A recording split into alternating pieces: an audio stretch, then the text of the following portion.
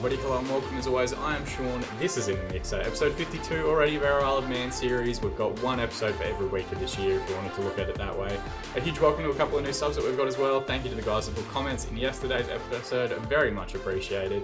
And with the state of the world, I'm currently working from home, which means I'm actually getting to record, edit, upload, and get online the exact same day. So we're not doing any pre-recording, we're actually getting kind of through stuff each morning at the moment, which is a really different way to play the game, but I'm enjoying mixing it up quite a bit. I thought yesterday maybe of doing like a one season wonder series, maybe in China, but I thought that might be in poor taste. But if you think it's a good idea, throw it in the comment section below. Or if you've got another season that you'd like to see like a special quarantine type save or lockdown type save with, put it in the comment section. I'm more than happy to follow whatever you guys want to see.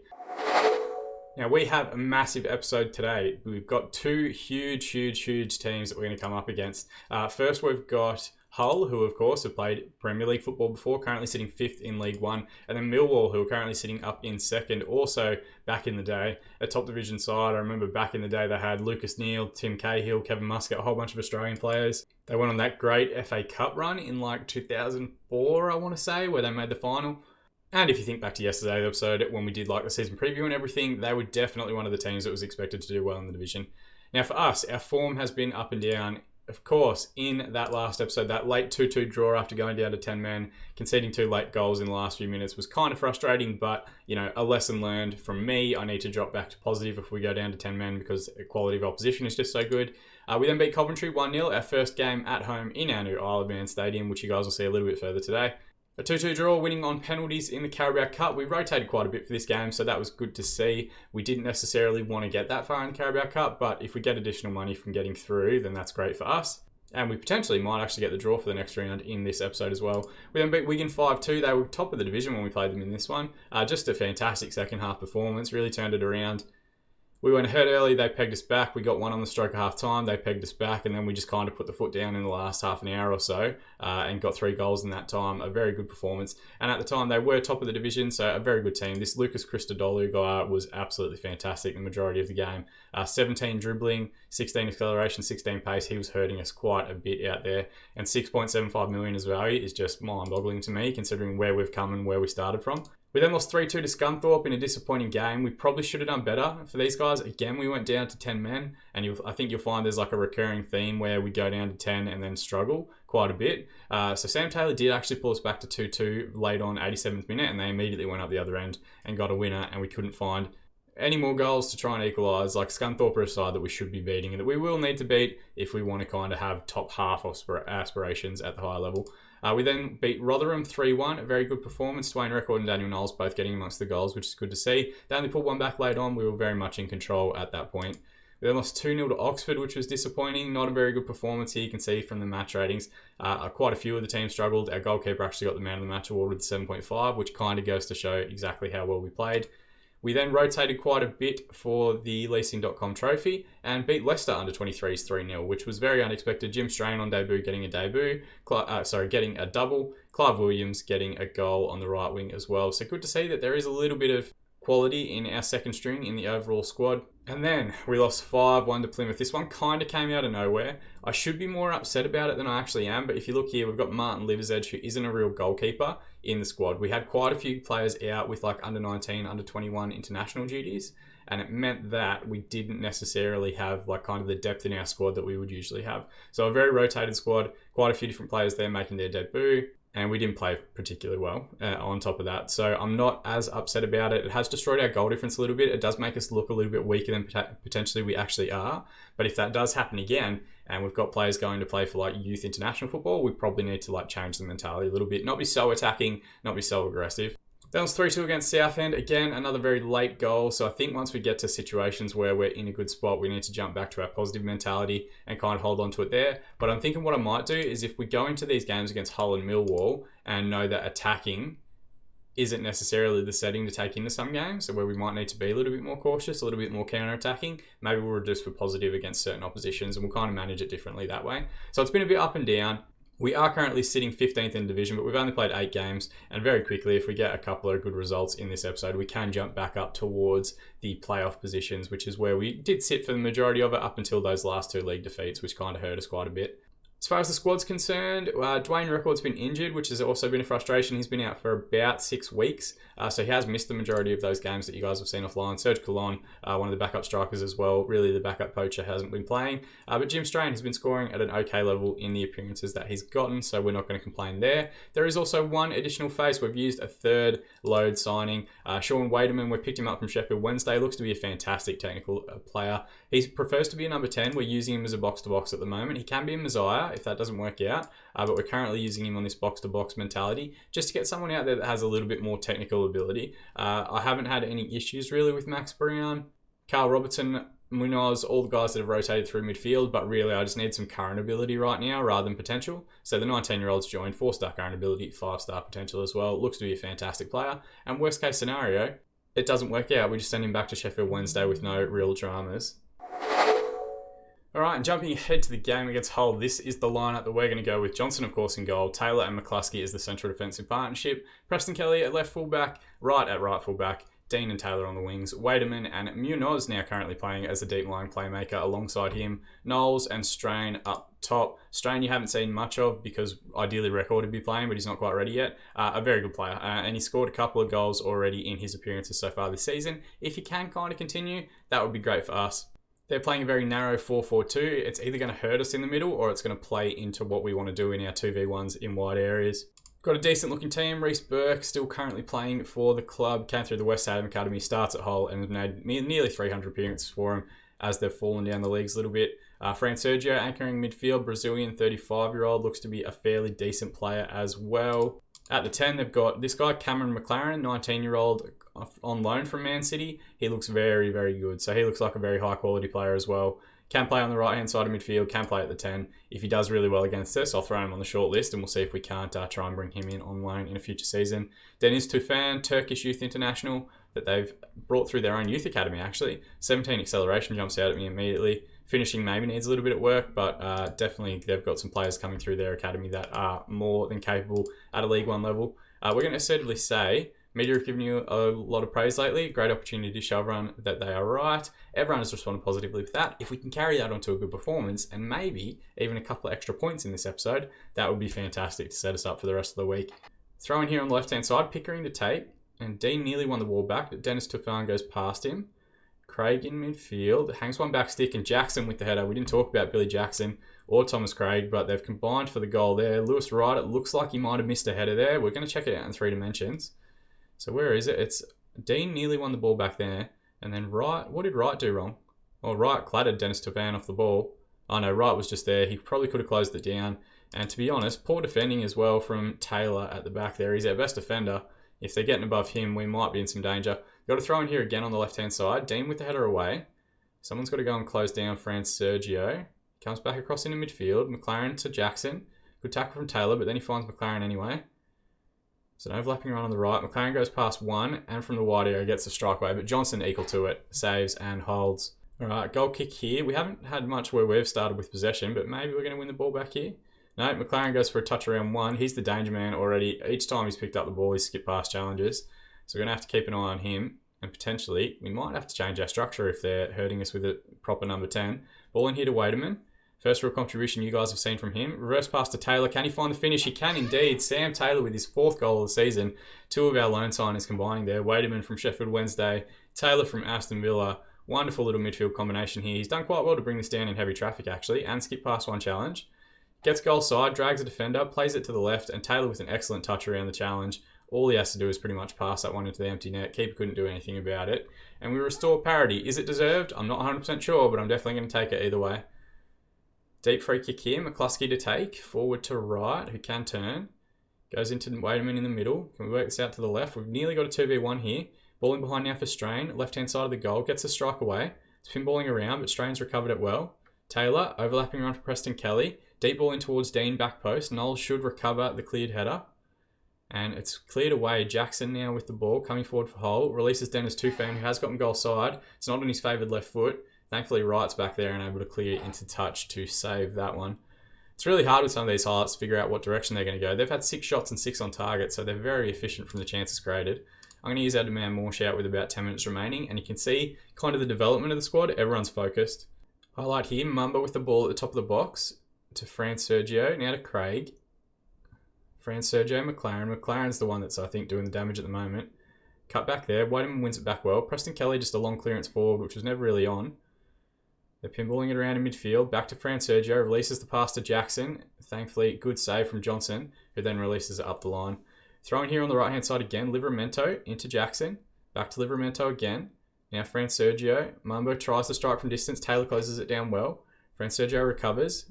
Brooking heads it forward. Taylor's going to recover here, and he's got space in front of him if he can get forward. We've got 2 men in the box if he can find the right pass. Squares it up to Dean, who knocks it back to Wademan. Right with the strike, and a good save from Morton. Knowles, though, with the follow-up. I think it's Livramento, the right back for Hull there, has made a pretty horrendous clanger, putting it back across goal. They were pretty much out of danger. Good ball there from Taylor. Finds Dean. Squares it up for Wademan, who spots the run of right very well. His strike is cleared away. And then Livramento just heads it back across goal for no reason in particular. And Knowles, thankfully, the fox in the box right there to give us an advantage going into halftime. I'm not going to lie, I don't think it's super deserved. They've been quite good. 10 shots, 8 on target, 53% possession, 7-4 and 47%. Now, we said before this game, I've got to learn when to kind of, relax and step back from our attacking tactic. And this might be one of those times. Assertively, I'm going to say we've got to guard against complacency now. And what I'm thinking we'll do is we're going to drop back to our positive structure. So still positive. Nothing crazy. We're not going to drop off and go and try and be counter-attacking or anything, but we are going to play a little bit deeper than potentially we were in that first half and just try and defend a lead and see how we get on. Livramento throw in here. Good tackle from Taylor. Sends the ball forward, but Burke's going to tidy up for Hull. Out onto the left wing now. Craig. Ball out wide right to Jackson. They're switching it from side to side with relative ease through midfield. Livramento into Mumba. Now back to Fran Sergio. Just that extra 6 as the pivot is what seems to be hurting us in possession at the moment, or at least what we're seeing in the highlights. Ball in here to Jackson. Just stand him up, boys. Dennis Tufan gets a strike away, and we managed to recover. Knowles now released on the right-hand side. He's got a lot of work to do, but there are men trying to arrive back post. You look for Wademan square, but the highlight comes to an end. Livramento, ball in behind here, sends Jackson out, and why have we gone through him? Tyrone Taylor has gone through the back of him for no reason. The keeper had that ball 100%. Fran Sergio is going to take the resulting penalty. What can we do here? Johnson goes the wrong way. Fran Sergio with the goal and the equaliser. We haven't gone even close, I think, to keeping a clean sheet in any of the episodes we've done so far. I know there's only 2, but we conceded quite a few. And it's a good penalty, to be fair, but I'm more concerned about why we made that challenge. There was no need for it. He wasn't getting anywhere. We've got a highlight here. It's going to be a free kick from towards the edge of the area. Sam Taylor's going to take it. Favours the left footer, and it's a great strike from Sam Taylor. Second goal of the game for him. What a fantastic effort that is. 25 yards out, bends it around the fucking wall. I don't know why I've sworn, there was no real need for that. But Morton maybe got a hand to it, or he clipped the post on the way in. Fucking brilliant. If we're going to do it, we might as well lean into it. So it sees us take a 3-2 lead, but they look like scoring pretty much every highlight they've had. McLaren with the ball in here. Wademan tries to head it away. No one follows up the second ball. Dean with a good clearance over the top for Strain. Can he get goal side and find the finish? It's a good effort, but Morton with a good save. And Pickering now. Is that the end of the highlight? It is indeed. Highlight here, Morton's going to reset from the goal kick. Long one forward right, should keep the ball in. Can he find advantage? Plays back to Munoz. Sends a ball into the channel for Knowles to chase. Deep ball across towards Taylor. It's headed away. Wademan should tidy up. Now Preston Kelly sends Taylor in behind. Can he square it up? Instead he goes to strike himself, and that's a hat-trick for Sam Taylor. A wonderful finish for his 6th goal of the season. And we're going to check this out in 3 dimensions. Was it a chip that he's done there? Wademan here does quite well recycling possession. Taylor to Preston Kelly. Just holds it up and then sends it into that channel for Taylor to go back after again. Not quite a chip, but does quite well to find the inside of the post there as it makes its way in. And a wonderful hat-trick from the left winger. Definitely going from strength to strength in this loan spell that we've picked him up for. Right, we're through now. We're going to make 2 subs. Keith Hayward will come on in centre of the park for Munoz, who's struggling for a little bit of form and fitness at the moment. Keith Coates will come in for Tyrone Taylor, who has struggled a little bit defensively. There is a highlight here, though. It'll be last contribution for both players. Knowles with a flick on header here to Dean. Now Wademan. Now back to Munoz. Good switch out towards Sam Taylor, who's been fantastic in this match. And he gets the strike away. It's an excellent save from Morton to force it around the far post. Taylor's goal hungry today, and thankfully we are carrying through with his pace and power. There was a highlight there that just randomly stopped for no reason. Throw in here, Pickering to take. Right with a free header.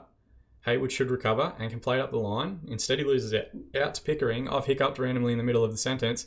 Ball to McLaren, and thankfully he has put it straight at Johnson in goal. Right, 10 minutes remaining. We're going to use our demand more shout just to give everyone some focus. You can see Wright is still pressured by it. We are still a young team. They will get used to it over time. Ball in here. Walderman, who's had a good game, Finds Preston Kelly on the left. Can he work a ball into the box here? Squares it back post for Dean, who gets the header in. Second goal of the season for him. Wonderful little dinked assist there from Preston Kelly to hang that one back post. And again, we've won 5-2 against a side that has previously played Premier League football, that is doing quite well in the division so far. And I think we've finally found a good balance of like how to kind of manage our attacking and positive styles. Good header from Dean. Had to get it low, had to get it back on target. Keeper was coming back across relatively quickly, but he did well to power it home. Throw in here from Gibbons. Preston Kelly with the ball up the line. There's been so many highlights in this game. Oh, we've given it away in a bad area. McLaren's got him goal side. He's in a wide area though. Just stand him up, boys. Hangs one back stick and Nuttall, thankfully, the sub that's come on up front, his header is just past the far post. 4 minutes to be added on here. McLaren with the corner. Good header away from Coates. Dean now. We've got a 2v1 forward. Please release the ball, Dean. Oh, he hasn't. Fran Sergio's gone through him though, and they should go down to 10 men here. I think this is going to be a second yellow card. And this is quite nice, actually, not being the side that's gone down to 10 men for a change. Got a deep free kick here. Taylor to take. Knowles is back post and gets the header across, but over the crossbar. I'll take 5-2, boys. No need for any further highlights. No need for any further danger. And eventually the referee calls full time. 21 shots, 14 on target, 51% possession for Hull. We had 14, 9 and 49%. They, to be fair, were the better side, but we've gotten the win. And I'm going to passionately tell everyone, really special lads. Nobody gave you a chance and you played magnificently. Sam Taylor, absolutely fantastic with his hat-trick. Really dragging us through there. The difference between two teams, if you want to look at it a certain way. And immediately that pushes us up into 12th spot. So who knows what's going to happen once we actually play Millwall. So here, young FC Isle of Man shine against Hull. A young FC Isle of Man side showed that you can win with kids as they came out on top against much more experienced Hull team on a wet evening at KCOM Stadium. Sean Wadham's picked up an injury, but it's only a tight groin. He should be maybe okay for the game against Millwall. Lee Bowyer's upset, but whatever, that's fine. And we're going to praise Taylor's performance and say that he was superb in front of goal. Because there's only 2 days till the next fixture, I'm going to give everyone a rest day just to try and get some form and fitness consistent in the side. The only real question I've got is maybe Keith Hayward should start instead of Munoz, but we'll deal with that as we go into the next lineup. Magic of editing, we'll jump forward to the game against Millwall now. Alright, just like that, we're a few days ahead. I just noticed I left the curtain open, so if there's like a weird shine from this side, it's just because it's a beautiful day in Melbourne. Usually I would have that closed for recording. We are naming an unchanged lineup. We might as well continue it while we're continuing to get good results. I might as well reward everybody. And to be honest, there aren't a tremendous amount of players that I thought about changing. Maybe Hayward in the middle. He's quite good technically as well as that deep line playmaker, but we'll keep an eye on that. We'll keep an eye on form and fitness and stuff as the season continues. They have a very, very strong side. Definitely, probably the strongest side in the league at the moment. Jake Cooper, the captain in goal, starts the game at Millwall, has made over 400 appearances for them in the league. He looks very good as a central defensive option, and you can kind of tell by the player values. Like, I think our highest player value, if we filter by at 350k, and it's Kieran Johnson, who's on loan from Chelsea, which probably inflates that a little bit. Having players that are at like 5.75 million, that's absolutely crazy. Hopefully, we will get to that stage eventually, but for right now, we don't. Sarachi, we'll keep an eye on him. He's their current assist leader. Red Bull Leipzig player that they picked up. 28-year-old Argentine at left fullback.